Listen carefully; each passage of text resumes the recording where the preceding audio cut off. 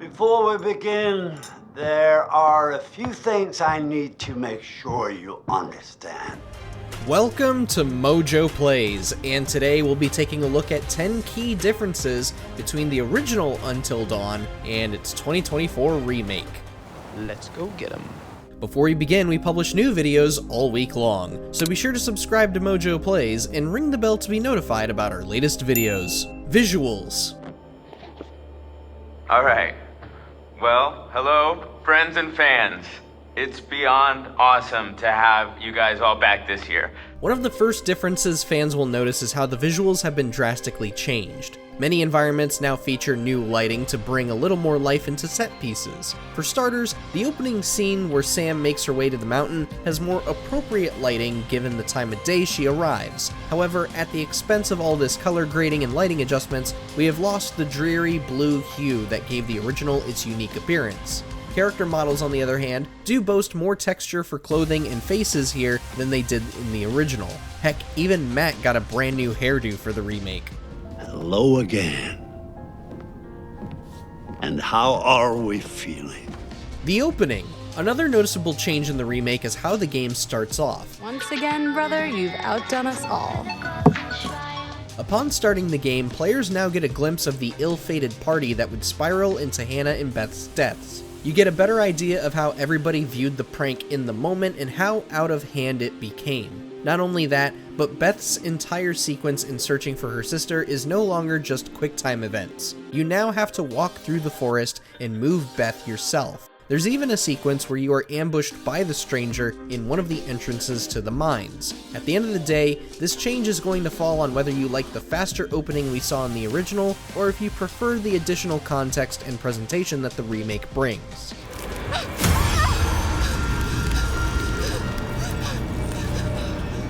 Matt and Emily's relationship. Well, she was asking about my letter jacket. Right, because she gave a shit about your designer letter jacket. In the original version of Until Dawn, Matt and Emily were clearly in a troubling relationship as Emily would boss Matt around. Doesn't help that they had conflicting personalities, it seems. At times, it even seemed like they didn't even want to be around each other, or that Matt was probably just a rebound for Em. The remake is changing this aspect of their relationship a tad, and has added an entirely new section that shows their more flirty and romantic side. There is still a bit of tension if Matt discovers remnants of Em and Mike's relationship. However, if you felt the two were way too hostile towards each other in the original, the remake offers a different take on the matter in a brand new perspective. Thanks for helping me find my bag. I know I can be a little high maintenance. It's no problem.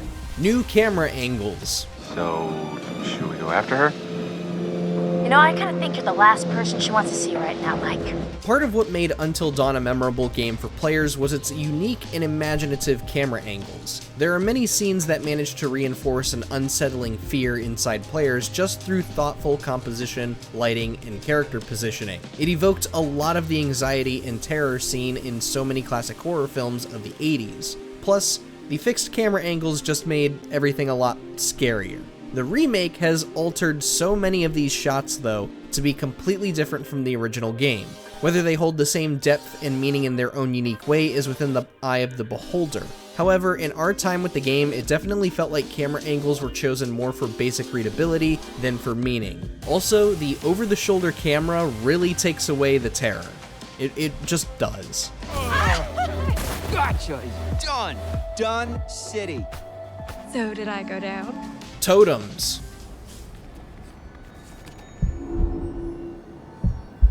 Aside from QuickTime events playing a less significant role, the remake of Until Dawn has another layer of gameplay added in, specifically in totems. In the original game, all you had to do was pick up a totem and rotate it till its mouth was exposed.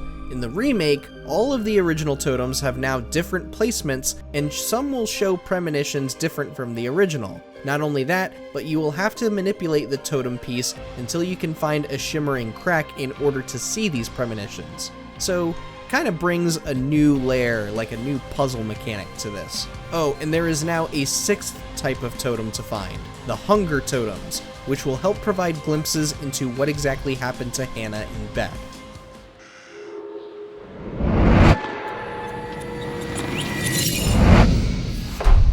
exploration. I don't follow. How's a stick of deodorant gonna help? Spray on, it's a can. Oh, yeah, now I gotcha. As we saw with Matt and Emily and their relationship getting more light, the remake of Until Dawn puts a bit more focus on thorough exploration. Pathways now feature additional areas that can provide more lore about the mountain, lead to a new totem, or even new interactions between the characters. Some of this new dialogue can be for laughs, other moments might reveal new details about their relationships, or just new details about the things that had happened before their arrival. That said, if you see your companion walk in one direction, it may not hurt to walk in the opposite direction to search for hidden items and interactions. It's not funny. It's not funny. But you look so cute when you're scared. I didn't know you had such a cute little ladylike scream, Michael. Music.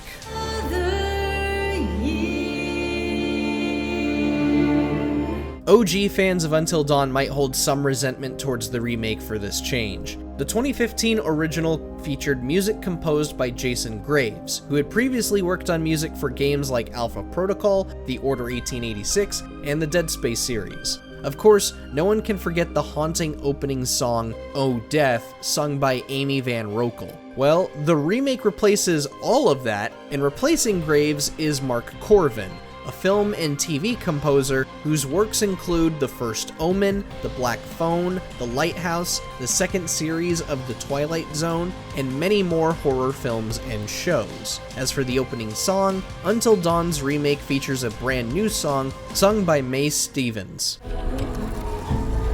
Bask in the chaos, so grumble in the quiet. Controls.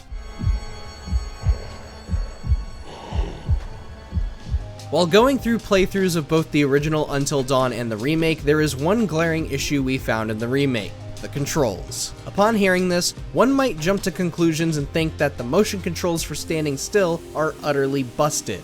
On the contrary, the remake is significantly more accurate than the original game ever was with this concept. What the remake truly fails in is making basic movement functional. There were plenty of times where characters weren't moving in the correct direction we wanted them to, and sometimes they weren't even moving at all. And if there is indeed a sprint button in this game, it surely wasn't working for us in the majority of our playthrough. The technical performance. Alright. Well, hello, friends and fans.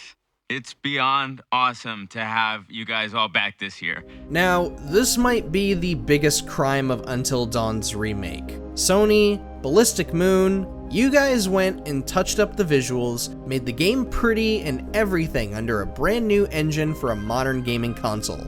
Why in the hell does this game run at a wildly unstable 30 frames per second? For reference, the 2015 original runs at 60 frames per second on PlayStation 4 Pro, and the PlayStation 5 replicates that experience.